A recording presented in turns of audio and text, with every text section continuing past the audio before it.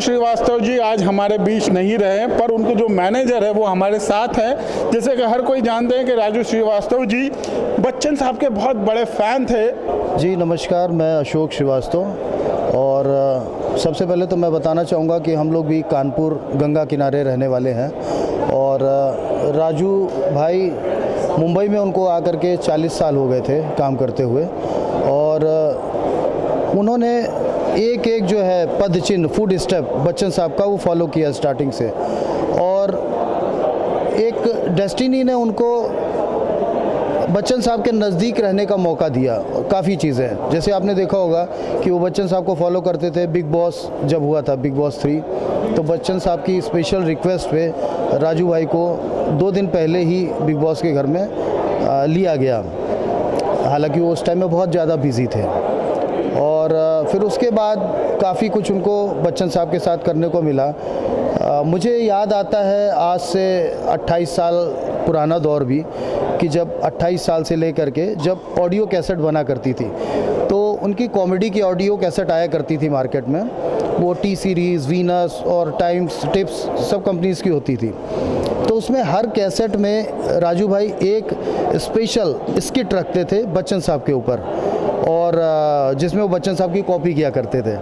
और अमिताभ जी के प्रतीक्षा उस समय उनका निवास हुआ करता था, तो वहाँ पे एक कैसेट जो है बच्चन साहब को जा कर के एज ए गिफ्ट दे कर के आते थे कि साहब सुनिएगा मैंने कैसा परफॉर्म किया है। और बच्चन साहब ने हमेशा उनको दिल से चाहा और जैसा कि आपको पता है कि जब अभी राजू भाई हॉस्पिटल में थे और डॉक्टरों ने उनको बोला कि अगर बच्चन साहब उनके फेवरेट है और बच्चन साहब अपनी वॉइस में कुछ उनको बोलेंगे तो डेफिनेटली वो रिएक्ट करेंगे। तो बच्चन साहब ने हालांकि जब सुना कि राजू श्रीवास्तव जी हॉस्पिटलाइज हो गए हैं तो उन्होंने कई सारे कॉल किए थे, लेकिन फैमिली इतने टेंशन में थी कि राजू भाई का मोबाइल देखने का ही मौका नहीं मिला उनको। और जब डॉक्टरों ने सजेस्ट किया तो उन्होंने मोबाइल से नंबर निकाला तो देखा उसमें ऑलरेडी कई सारे मिस कॉल पड़े हुए थे बच्चन साहब के। तो बच्चन साहब को जब उन्होंने वो रिक्वेस्ट किया तो बच्चन साहब ने अपनी आवाज़ में एक अच्छा सा मैसेज, इंस्पायरिंग मैसेज भेजा कि जिसमें कुछ इस तरीके से थे कि उठो राजू उठो, बहुत देर हो गई, अभी बहुत कुछ काम करना बाकी है, चलो हम सब मिल करके बहुत कुछ काम करेंगे, बहुत देर हो गई, सवेरा हो चुका है, उठो। ऐसा करके कुछ वर्डिंग्स थे। याद आती है राजू श्रीवास्तव साहब की आपको बहुत? जी बिल्कुल बिल्कुल, वो हमारे मुंबई में हमारे गार्जियन थे और मतलब हमारे हर सुख दुख में हमेशा हम उनको शरीक किया करते थे और वो भी एज ए गार्जियन की तरीके हम लोगों का स्पेशल ध्यान रखा करते थे।